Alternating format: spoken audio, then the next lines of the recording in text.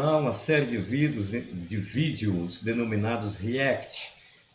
Nesse de hoje vamos reagir a um culto pentecostal no qual acontecem manifestações do poder de Deus, da unção, da graça, de obras do Espírito Santo, conforme o entendimento dos pentecostais. E a gente quer reagir, trazer uma explicação sobre esse acontecimento de forma bíblica. A gente quer entender aquilo que acontece nas igrejas, né? Aquilo que é trazido a público, aquilo que é trazido para as pessoas que estão ali no ambiente de culto, vivenciando um culto à divindade, vivenciando um culto ao Deus que as pessoas servem, né?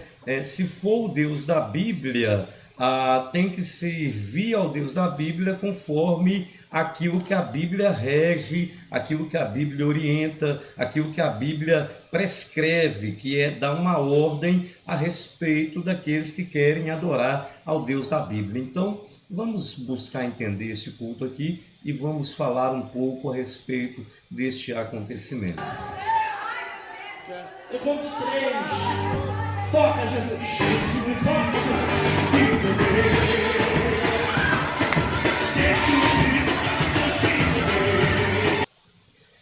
Deixa eu fazer um pequeno comentário. Eu não sou sensacionista.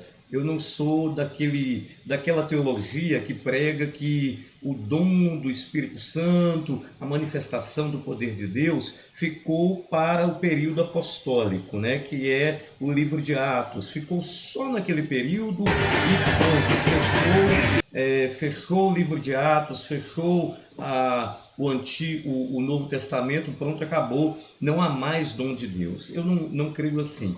Mas deixa eu te perguntar, você permitiria que um pastor tirasse o paletó e passasse o paletó nas pessoas como se fosse uma tourada? Você permitiria que alguém quisesse atribuir o poder de Deus a um objeto, a uma roupa, a uma veste, como se naquela vestimenta tivesse algum tipo de poder, algum tipo de ação espiritual? Eu não permitiria, eu não ficaria nessa fila aí para que esse pastor viesse fazer isso como se fosse uma tourada. Me perdoe, aqui está falando. Vamos acompanhar mais um pouco do vídeo.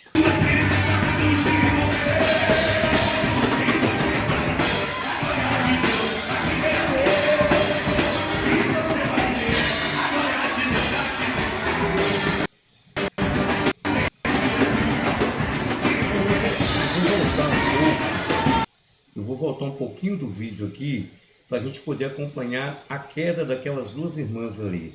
Vamos lá para a gente poder acompanhar.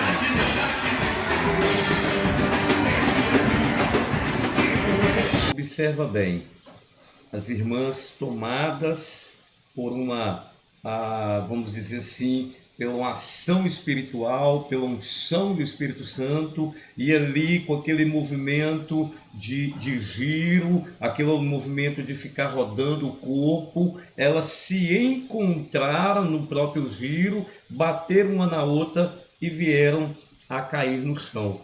Isso é uma coisa que deve ser analisada como uma desordem. Então há aí visivelmente uma desorganização. E o nosso Deus é um Deus organizado. Vamos ver mais um pouquinho do vídeo.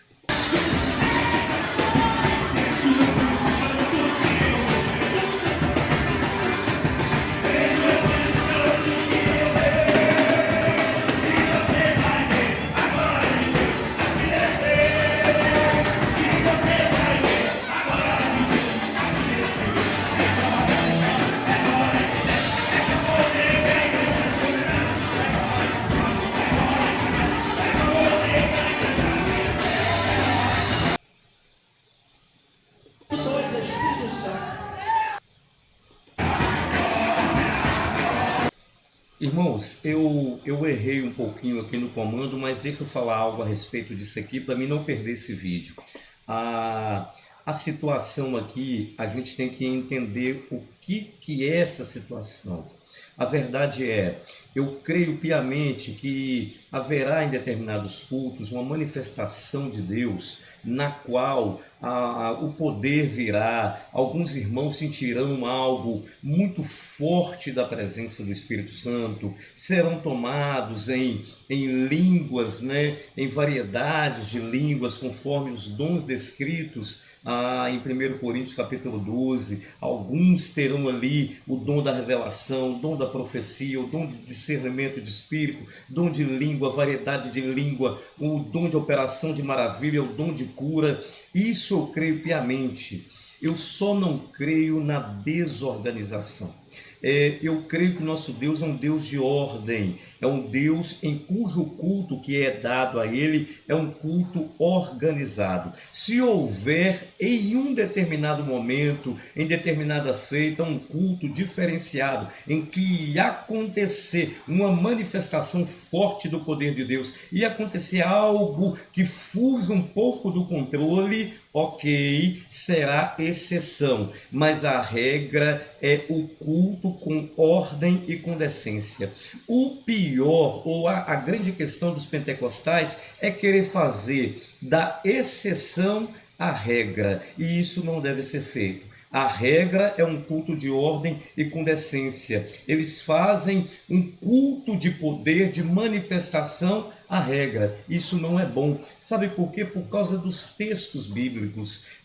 No livro de Números, no capítulo 2, a Bíblia fala que no meio do deserto o povo andava regido, direcionado, em uma estrutura bem organizada. Todos andavam com insígnias, com bandeiras, cada qual na sua tribo, cada qual saía ao seu tempo, cada qual andava de forma bem regida e bem organizada. O nosso Deus é um Deus de organização. Então, quando isso foge do controle, a gente vai ver que Deus não se encontra nisso. E eu vou ler um texto aqui para mim terminar esse vídeo. 1 Coríntios capítulo 14, o verso 26 declara assim: que fareis, pois, irmãos, quando vos ajuntais, cada um de vós tem salmo, tem doutrina, tem revelação, tem língua, tem interpretação, faça-se tudo para edificação.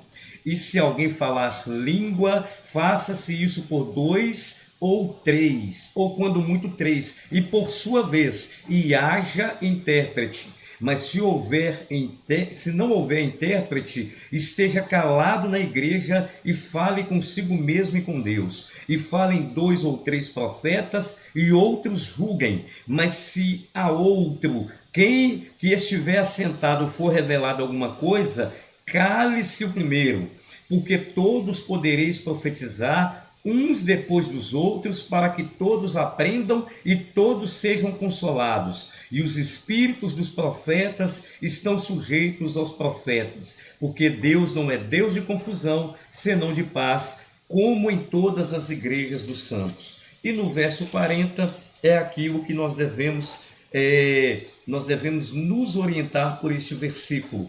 Mas faça-se tudo decentemente e com ordem.